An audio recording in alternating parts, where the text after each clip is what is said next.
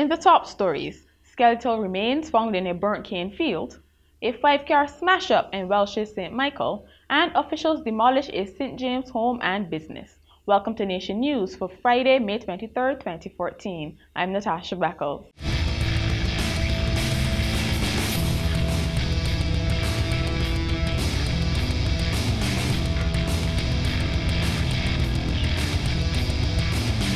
Police are investigating this morning's discovery of charred skeletal remains at Bentley's Plantation, Christchurch.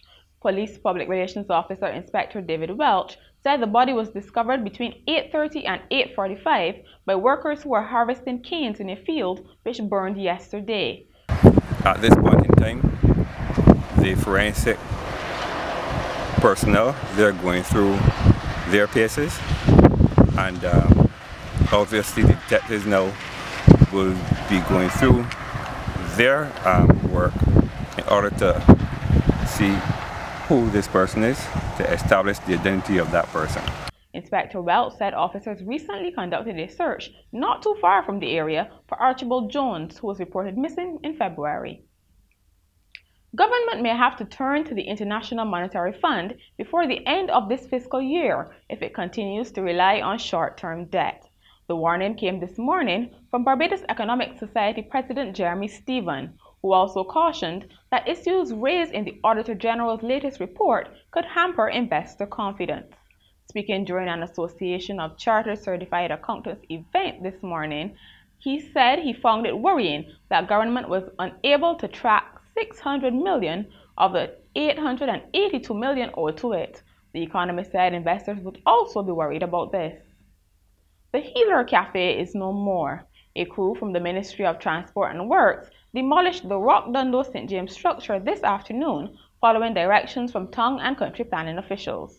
Officers from the District A police station oversaw the demolition of the 2-story wooden building, which was also a dwelling.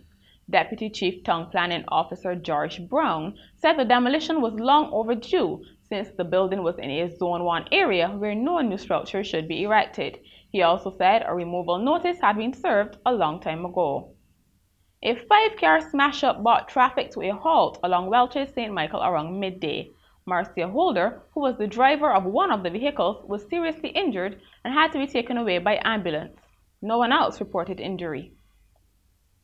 Nearly 1,500 cannabis plants were found under cultivation in Waterford and Codrington, St. Michael this morning by members of the Police Drug Squad and Marine Unit. The plants ranged in height from 2 inches to 1 foot. No arrests were made. Restoration work will soon start on 2 historic buildings, the Empire Theatre and the Carnegie Library. This was revealed today by Minister of Culture Stephen Lashley, who said technical work had started on the library. He added that Cabinet had approved the award of a contract to a local conglomerate for the long-awaited theatre project. The minister was speaking during this morning's launch of Heritage Month at the Barbados Defence Force St. Anne's headquarters. Incoming principal of the University of the West Indies Open Campus, Professor Udine Barito, was honored by her alma mater, Ellerslie Secondary, this morning. Students celebrated the noted Caribbean scholar through song and tributes during morning assembly.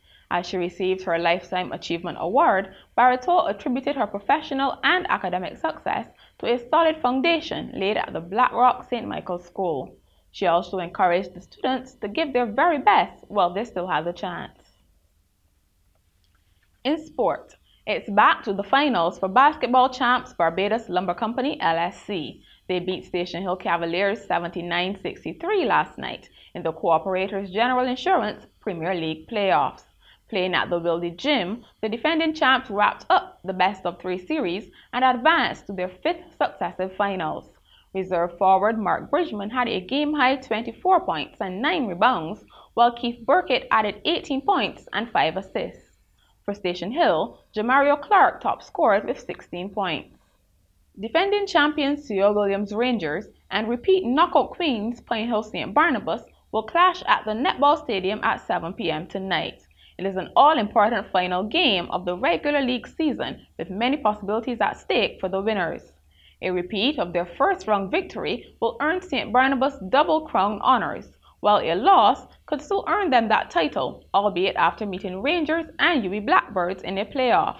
However, Rangers have to win to set up the playoff and retain any hope of keeping their title.